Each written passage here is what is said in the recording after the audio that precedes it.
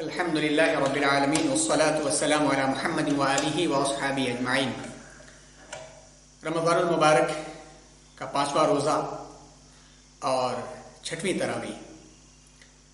تراویح میں اپنے مقصد کے اعتبار سے آج 5واں پارہ ہمارے سامنے ہے۔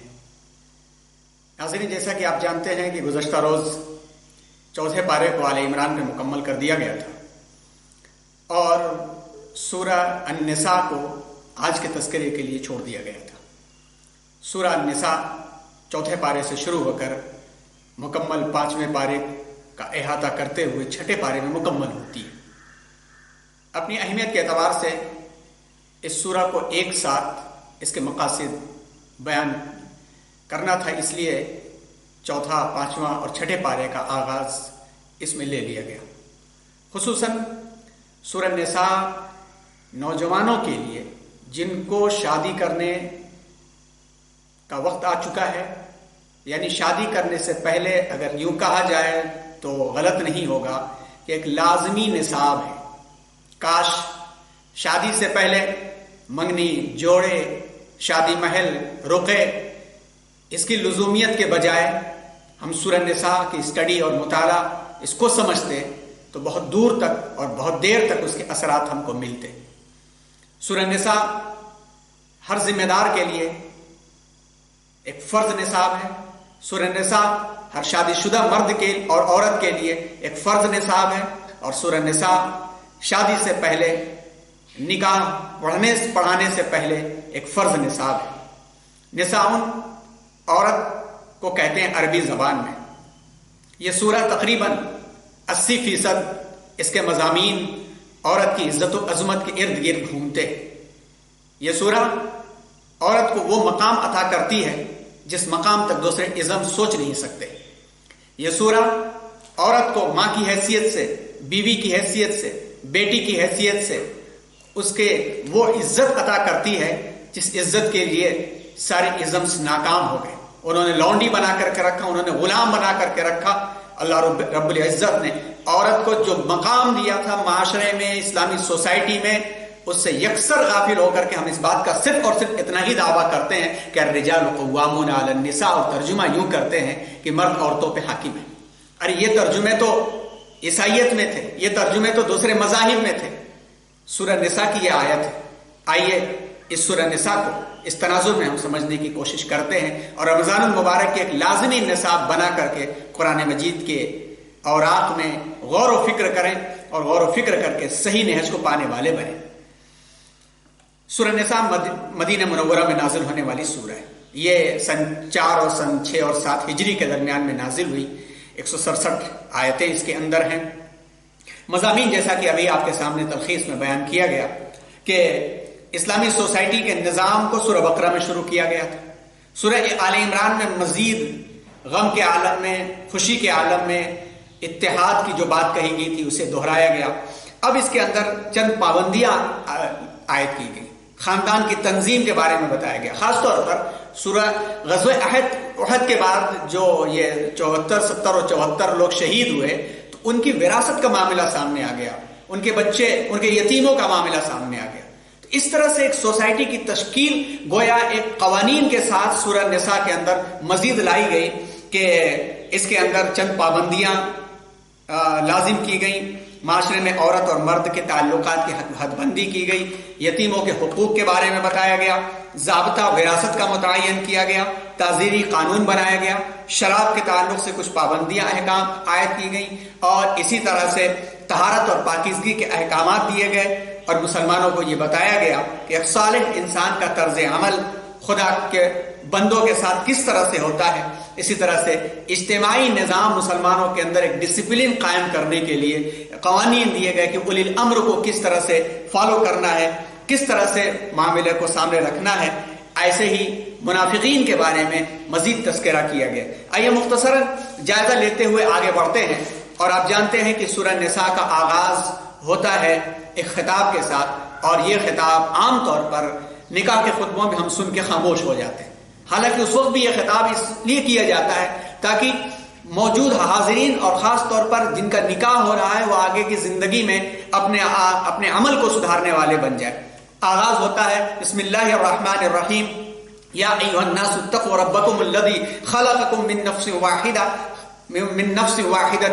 وخلق منها زوجها وبث منهما رجالا كثيرا ونساء واتقوا الله الذي تساءلون به والارحام ان الله كان عليكم رقيبا۔ اس خطاب کو پڑھیں، سمجھیں کہ کیسے اللہ تعالیٰ نے تقوی کی بات کی کہ ایک مرد اور عورت سے تمہیں وجود بخشا ہے اور انہی کے ذریعے سے ساری انسانیت کو پھیلایا ہے، اور اللہ سے ڈرو جس سے تم رشتوں کا حوالہ دے دے کر کے سوال کرتے ہو، اللہ نگہبان ہے۔ پھر اس کے بعد آیت نمبر 3 کو دیکھیں۔ آیت نمبر 3 بڑی اہم ہے، جس میں ظاہری طور پر تو یہ پتہ چلتا ہے کہ فَانكِحُوا مَا طَابَ لَكُم مِّنَ النِّسَاءِ مَثْنَىٰ وَثُلَاثَ وَرُبَاعَ، کہ تم 2 شادی کر سکتے ہو، 3 شادی کر سکتے ہو، 4 کر سکتے ہو۔ اسی کو لے کر کے دنیا کی یہ شیطانی قوتیں واویلا مچا دیتی ہیں اور ہم بھی اس کا شکار ہو جاتے ہیں۔ حالانکہ اصلاً دیکھا جائے تو اللہ تبارک و تعالیٰ نے اس پیارے قانون کے ذریعے سے بے راہ روی کو، ادھر ادھر منہ مارنے کو روک دیا ہے کہ اگر تمہاری خواہشات مکمل نہیں ہو پاتی ہیں تو تم یوں ہی متخذی اخدان کا بھی تذکرہ اس کا ہوا۔ اس کا موٹا ترجمہ ہے کہ یوں شناسائیاں اور گرل فرینڈز بنا کر کے منہ نہ مارتے رہو، 1 2 3 تک 4 تک بھی چلے جاؤ، لیکن اس کو دیکھ کر کے یہ شیطانی قوتیں واویلا مچا دیتی ہیں، جن کے مذہبوں میں ایک نہیں ہزار کی تعداد ملتی ہیں۔ کسی کے یہاں 4 ملتی ہیں تو کسی کے یہاں ہزاروں گوپیاں کا تذکرہ ملتا ہے، اور کہیں کوئی بھی منہ مار لیتا ہے۔ ارے ہنستا وہ ہے جس کی چلنے میں ہزاروں چھید ہوتا ہے۔ یہاں تو ایک تحدید دی گئی ہے تاکہ ہر جگہ منہ نہ مارتے پھرو، عورت کی عزت و عظمت بتایا گیا۔ دوسری چیز جس پر آپ غور کریں، اسلام میں پسندیدہ صحیح طرز کے مطابق اگر شرائط کے مطابق دیکھا جائے تو ایک کی اجازت دی گئی ہے، اور موجودہ دور میں ایک نہیں سنبھلتی، ایک کے ساتھ انصاف ہم جیسے لوگ نہیں کر پاتے، 4 کہاں جائیں گے؟ تعدد ازدواج پر پارلیمنٹ میں گفتگو چل رہی ہے، بین لگا دیا جائے۔ عملی طور پر دیکھا جائے اگر حق کے شیدائی ہو تو بین لگاؤ پورنوگرافی پر، بین لگاؤ ہوٹلوں اور 5 اسٹار ہوٹلوں کے کمروں پر، بین لگاؤ ڈانس باروں پر، بین لگاؤ ادھر ادھر منہ مارنے پر، وہ سزائیں دو، اس کے بعد تمہاری ہمت اور جرأت ہو تو ادھر آؤ۔ لیکن بزرگوں اور دوستوں، ناظرین، ذرا غور کریں کہ یہ بات کہی گئی کہ عرب کے سوسائٹی اور معاشرے میں یتیم کے ساتھ ایسی ناانصافی کا معاملہ تھا کہ یتیم لڑکی کسی کی کفالت میں ہوتی تو شادی کریں گے تو مہر دینا پڑے گا، اور خوبصورت ہے تو اپنے ہی پاس رکھ لیں۔ یہاں پر یتیم کی عزت اور عظمت بڑھائی گئی ہے کہ یتیم پر نظر بد مت ڈالنا، اس کی عزت و ناموس کے ساتھ کھلواڑ مت کرنا۔ ارے اس کی عزت و ناموس کو بچانے کے لیے کہا گیا کہ تمہاری خواہشات نہیں پوری ہو رہی ہیں تو 1 2 3 4 تک بھی چلے جاؤ۔ یہ قانون بھی بن گیا، 4 سے زیادہ نہیں کر سکتے۔ لیکن اگلی شرط تو دیکھو، یہ خاص طور پر فرما دیا گیا کہ اگر تم ان کے ساتھ انصاف نہیں کر سکتے، ان کے ساتھ برابر نہیں کر سکتے، فَإِنْ خِفْتُمْ أَلَّا تَعْدِلُوا فَوَاحِدَةً أَوْ مَا مَلَكَتْ أَيْمَانُكُمْ، اگر تم انصاف نہیں کر سکتے تو ایک ہی کرو۔ انصاف کا مطلب کیا ہوتا ہے؟ مزاج کے مطابق انصاف کرنا۔ کوئی گرم مزاج کی ہے تو گرم مزاج کے مطابق اس کا انصاف کرنا، کوئی نرم مزاج کی ہے تو نرم مزاج کے مطابق انصاف کرنا، لین دین کے اندر بھی انصاف کرنا۔ یہ نہ کر سکو تو ایسے لوگوں کے لیے تاکید ہے، وہ آج کے زمانے کے لوگوں کے لیے قرآنی تاکید ہے کہ ایک ہی کے ساتھ تم بس کرو۔ بہرحال یہ قوانین ہیں، ان قوانین پر مزید آپ تفسیروں کی روشنی میں غور کریں۔ پھر آیت نمبر 7 کے اندر صاف طور پر کہہ دیا گیا کہ مردوں کا بھی حق ہے باپ اپنے بڑوں کی جائیداد کے اندر، اور عورتوں کا بھی ہے۔ للرجال نصیب، اسی طرح سے للنساء نصیب، دونوں کا برابر حق ہے، یعنی ترکہ پانے اور وراثت کے پانے کے بارے میں۔ یہاں تک کی بات یہ ہے کہ ترکے کو انصاف کے ساتھ تقسیم نہ کیا گیا تو ناانصافی کے بنیاد پر اللہ تعالیٰ نے ان کو نصیبا مفروضہ قرار دیا ہے، یعنی ایک فرض کو چھوڑنے والا انسان بنے گا، اور جو ناحق کسی کا ترکہ کھائے گا وہ حرام کھانے والا بنے گا۔ ایک والد کا انتقال ہو گیا اور ترکے کو برابر تقسیم نہیں کیا گیا، بھائیوں نے یوں ہی اپنے پاس رکھ لیا تو بہنوں کا حق مار کے کھانے والے وہ بن جائیں گے۔ اس کے بارے میں سب کے لیے ضروری ہے کہ اس نصاب کو وہ پڑھیں۔ آیت نمبر 111 کے اندر یوصیکم اللہ فی اولادکم للذکر مثل حظ الانثیین، کہ اللہ تعالیٰ تمہیں اپنی اولاد کے بارے میں نصیحت کرتا ہے کہ مرد اولاد کو عورت کے مقابلے میں 2 حصہ دے دو. اس کو لے کر کے بھی بڑے واویلا، یعنی حق کو اتنا چھپاؤ کہ اپنی سڑن کا پتہ ہی نہ چل سکے. دوسری قومیں سڑی ہوئی ہیں جنہوں نے عورتوں کو کھلونا بنایا، کچھ حصہ نہیں دیا. کنیا کو دان کرنے کا نظام جس کے یہاں ہے وہ یہ اعتراض کرتے ہیں کہ اسلام میں عورت کا مقام، عورت کو آدھا حصہ دیا جاتا ہے. جناب اس عنوان کو پورا پڑھا جائے تو 2 ایسی باتیں سمجھ میں آ جائیں گی. مفسر قرآن حضرت مولانا عبدالکریم فاروق صاحب استاد محترم فرماتے تھے کہ ارے مسلمانوں نے صرف اپنی عورتوں کو حصہ دینا شروع کر دیا تو غیر قومیں سڑکوں پہ آ جائیں گی کہ ہمیں بھی حصہ دو یا ہم دامن اسلام میں داخل ہو جائیں گے. اور آج بھی جو اس کام کو انجام دے رہا ہے اس سے اسلام کا بڑا کام ہو رہا ہے. یہاں پہ 2 حکمتیں ہیں، اس کو مزید آپ تفصیل کے ساتھ سمجھ سکتے ہیں. مختصراً یہ پہلی حکمت یہ کہ یہ تمام خرچ کی کفالت کی ذمہ داری مرد کے اوپر ہے. بچے کو دودھ کے انتظام کرنا، بچے کی کفالت کرنا مرد کے اوپر، ماں باپ کی کفالت کرنا مرد کے اوپر، بیوی کی کفالت کرنا مرد کے اوپر، اور گھر میں ماں باپ نہیں ہے، ماتحت بہنیں ہیں تو ان کی کفالت کرنا مرد کے اوپر. تو ذمہ داری کے اعتبار سے ظاہر سی بات ہے اس کو حق زیادہ حصہ دیا گیا ہے. دوسری چیز کہ اگر پورے مجموعے کو تراشا جائے تو ایسے اعتبارات نکل کر کے آئیں گے اور ایسی قسمیں نکل کر کے آئیں گی کہ عورت کو مرد کے مقابلے میں کئی جگہوں سے ملتا ہے. بیوی کی حیثیت سے مہر ملتا ہے، ماں کی حیثیت سے بیٹے سے کفالت ملتی ہے، بیٹی کی حیثیت سے باپ سے کفالت ملتی ہے. کئی جگہوں سے اتنا ملتا ہے کہ گویا عورت کا وہ پیسہ باقی کا باقی رہتا ہے، مرد کا خرچ ہو جاتا ہے. یہ ہے اسلام کی خوبصورتی جس کو ہمیں جاننے کی ضرورت ہے. یہی تذکرے پوری تفصیل کے ساتھ ہیں. اور یہاں تک بھی بات کہہ دی گئی کہ دیکھو کھلواڑ مت بنا لینا عورت کو. جاہلیت یہ تھا کہ ورثے میں عورت چلی جایا کرتی تھی، تم مت کرنا. اور اس کے بعد کس سے شادی کر سکتے ہو کس سے نہیں کر سکتے ہو، 4تھا پارہ ختم ہوتا ہے تو حرمت علیکم یعنی آیت نمبر 23 سے لے کر کے اتنا پیارا انداز ہے کہ آپ پڑھتے جائیے اور سبق حاصل کرتے جائیے. حرمت علیکم امہاتکم و بناتکم و اخواتکم و عماتکم و خالاتکم و بنات الاخ و بنات الاخت و امہاتکم اللاتی ارضانکم و اخواتکم من الرضاعہ و امہات نسائکم و ربائکم اللاتی فی حجورکم من نسائکم اللاتی دخلتم بہن. کیا پیارا انداز ہے. اور پھر والمحسنات سے 5واں پارہ شروع ہوتا ہے. یہاں سے لے کر کے پورے 2 رکوع تک آگے تک یہی تذکرہ ہے، اس کا مطالعہ کریں. اس کے بعد ایک آیت اور بھی، آیت نمبر 34، جس سے لے کر کے بڑا مغالطہ وہ دوسروں نے بھی دیا اور ہم نے بھی بڑا مغالطہ کھایا. وہ کیا ہے؟ الرجال قوامون علی النساء بما فضل اللہ بعضهم علی بعض. مرد قوام ہیں عورتوں کے اوپر. دوسروں نے ترجمہ کر دیا اور ہم نے بھی حاکم سمجھ کر کے موجودہ یہ ظالموں اور حاکموں کی طرف سمجھ گئے. ارے سمجھنا ہے لفظ حاکم کو تو سیدنا عمر کو دیکھو، حاکم کا لفظ سمجھنا ہے تو سیدنا ابو بکر کو دیکھو، حاکم کا لفظ سمجھنا ہے تو سیدنا عثمان اور سیدنا علی کو دیکھو، حاکم کا لفظ سمجھنا ہے تو سیدنا عمر ابن عبدالعزیز کو دیکھو رضی اللہ عنہ ورحمہم اللہ. ان لوگوں کو دیکھو، یہ خادم تھے. قوام کا لفظ جو ہے اس کے بارے میں، قوام کے بارے میں لسان العرب میں دیکھیے، جساس کے ہاں دیکھیے، تعریض العروض میں دیکھیے، تفسیر ماجدی دیکھیے، معالم التنزیل دیکھیے. قوام کا ترجمہ کیا ہے؟ محافظ، منتظم، مدبر، ویل سپورٹر، یعنی عورتوں کی کفالت کرنے والے، ان کے لیے انتظامات کرنے والے، ان کے لیے اہتمام کرنے والے. گویا Z+ سیکیورٹی کے معنی میں مرد کو لیا گیا ہے. اس پر آپ غور کریں تو بہت ساری عظمتیں کھل کر کے سامنے آ جاتی ہیں. اب اس کے بعد آیت نمبر 43 کے اندر ایک آیت ہے لا تقربوا الصلاۃ وانتم سکارا، یعنی نماز کے قریب نشے کی حالت میں مت جاؤ، اس سے مغالطہ نہ کھائیں. یہ آیت اصل میں اس سلسلے کا حصہ ہے کہ جب شراب فوراً حرام نہیں کی گئی تھی. پہلے کہہ دیا گیا قل اثمہما اکبر من نفعہما، کہ شراب اور جوا جو ہے تھوڑے فائدے ہیں مگر نقصان زیادہ ہے، تو سلیم الفطرت لوگ ہٹ گئے. پھر کہا گیا کہ دیکھو شراب پیتے ہوئے شراب پی کر کے نشے کی حالت میں نماز کے پاس مت جانا. تو لوگوں کو پتا چلا کہ اچھی چیز نہیں، اچھی چیز ہوتی تو اجازت دی جاتی، اور لوگ ہٹ گئے. پھر بعد میں انما الازلام والانصاب والرجس من عمل الشیطان فاجتنبوہ کہا گیا، انما الخمر والمیسر کہا گیا. جب تو اس کو حرام قرار دیا گیا. گویا شراب کی حرمت سے پہلے دوسرے اسٹیپ کی یہ آیت ہے. اس آیت کا تذکرہ کرتے ہوئے وضو اور تیمم کے کچھ مسائل یہاں پر ہیں. پھر آیت نمبر 48 دیکھیں, ان اللہ لا یغفر ان یشرک بہ ویغفر ما دون ذلک لمن یشاء.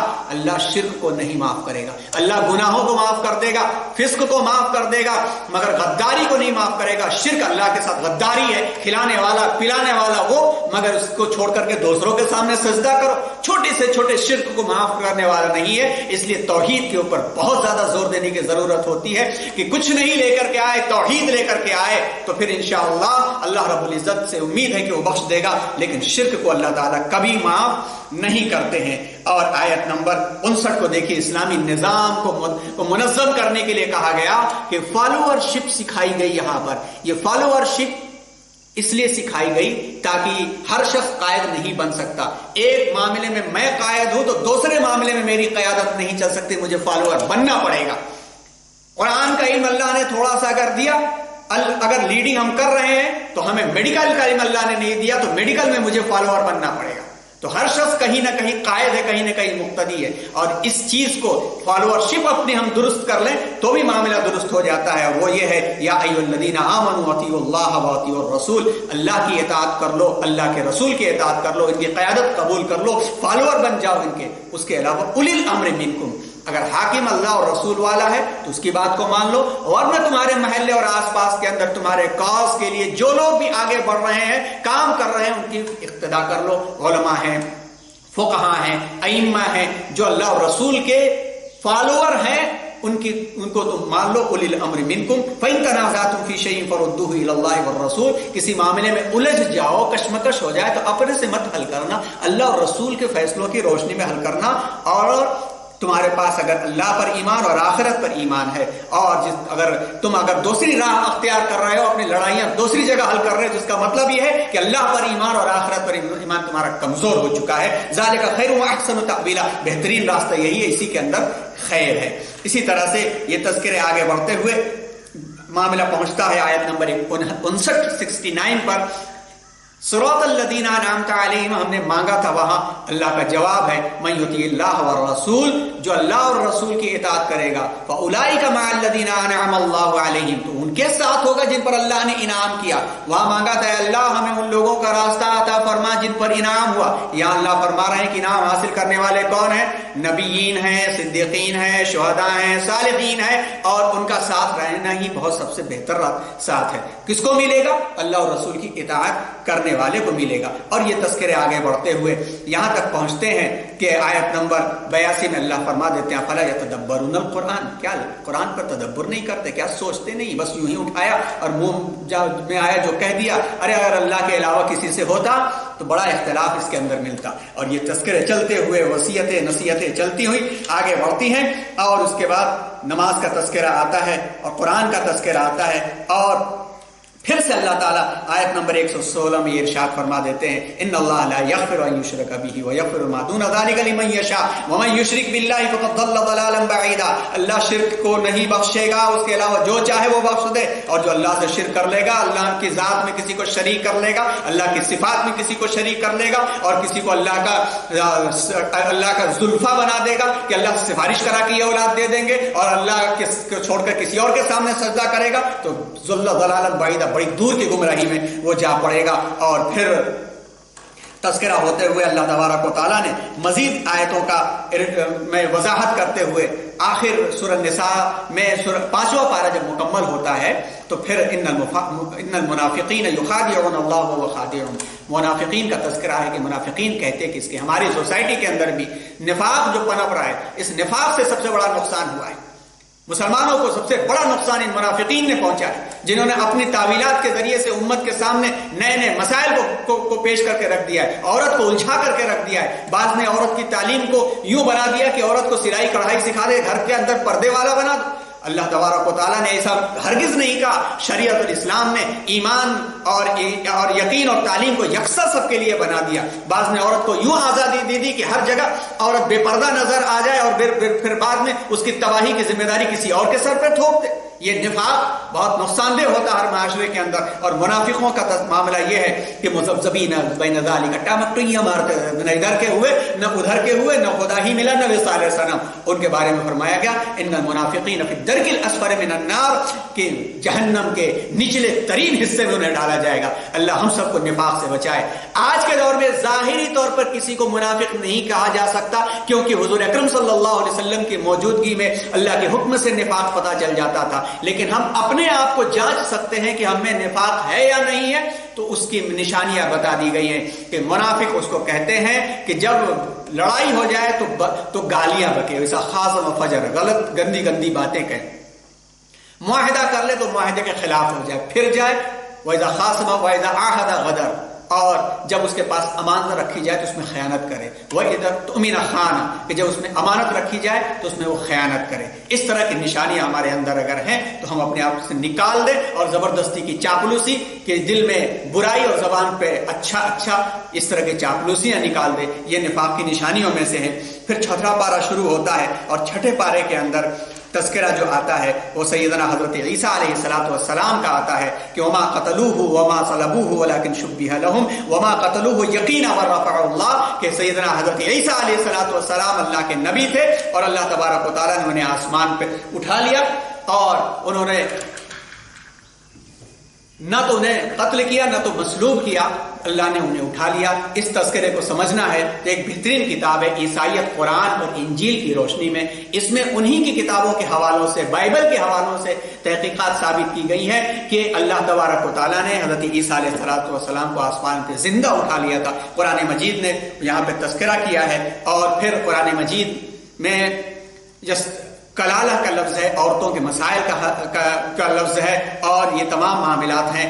اس لیے آخر میں اس بات کی گزارش ہے کہ سورہ نساء یہ موقع ہے سکون کے ساتھ گھر کے اندر ہیں. تمام ذمہ داران حضرات تفسیروں کی روشنی میں معارف القرآن شفیع عثمانی صاحب علیہ الرحمہ بہترین انداز سے انہوں نے بیان کیا ہے، یا جس تفسیر سے بھی آپ کا دل بھرے، تفسیر ابن کثیر کے بھی ترجمے موجود ہیں، تدبر قرآن، تفہیم القرآن، جس تفسیر سے ہی سے آپ قریب ہیں اس کی تفصیلات پڑھ لیں. کیونکہ وراثت کے مسائل نہیں معلوم کیے اور صحیح وراثت تقسیم کر کے نہیں گئے تو ایک بڑا حق چھوڑ کر کے گئے. اور اگر وراثت میں عورت کا حق مار لیا گیا اور وراثت کو صحیح تقسیم نہیں کیا گیا تو تا حیات حج کے باوجود، ذکر و اذکار کے باوجود حرام کھانے کے مرتکب ہو سکتے ہیں. اگر وراثت میں کہیں کوتاہی ہو گئی ہو تو پھر ہمیں چاہیے کہ وراثت کو صحیح طریقے سے تقسیم کر دیں. اللہ تبارک و تعالی ہم سب کو اسلام صحیح سمجھنے کی توفیق عطا فرمائے، اپنی ماؤں کی عزت کرنے کی توفیق عطا فرمائے، اور ہم سب کو رمضان المبارک کی برکت عنایت عطا فرمائے، اور مسائل کو